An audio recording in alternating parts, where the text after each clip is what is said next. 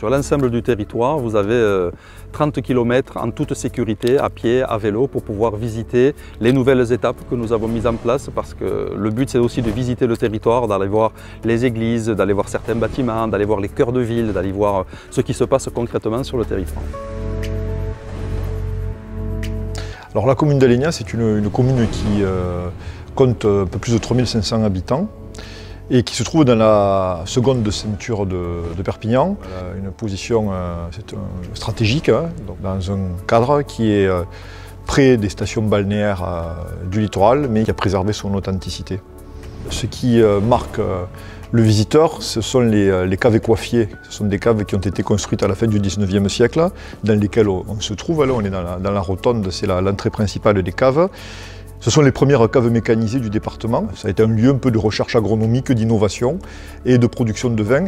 La commune s'est développée autour des caves. C'est devenu un peu le lieu de vie, le lieu de la vie sociale du village, où on a réuni la bibliothèque, le point d'information jeunesse, des équipements pour les associations, le dojo pour le judo.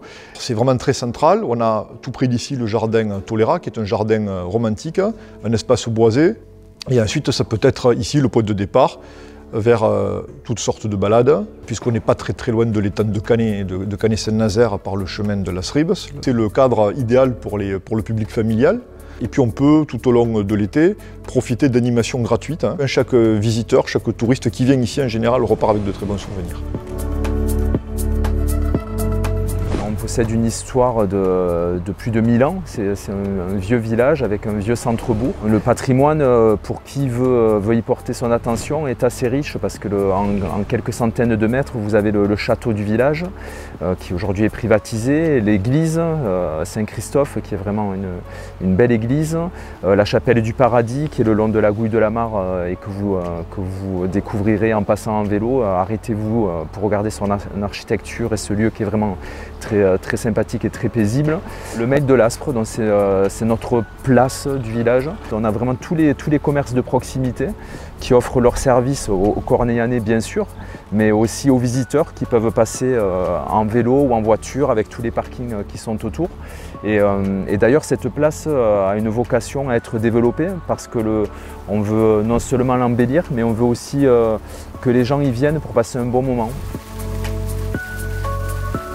Avec mon équipe, on a décidé d'employer ce terme qui est Cornéa, l'esprit village. C'est un esprit de quiétude, de bienveillance, de garder nos racines, notre authenticité, mais d'être ouvert aussi sur le monde extérieur.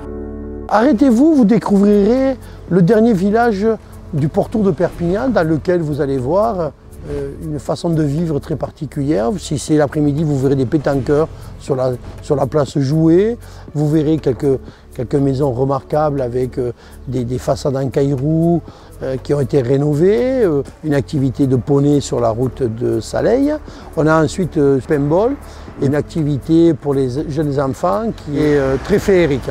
Nous avons nous-mêmes mis en place un parc d'activités dans lequel il y a des jeux pour les enfants, une tyrolienne et ainsi qu'un pump track. On pense pouvoir inaugurer le skatepark qui sera un skatepark avec bol. Vous verrez tout ça, vous verrez une atmosphère, un cadre de vie, des platanes, vous pourrez vous mettre à l'ombre des platanes.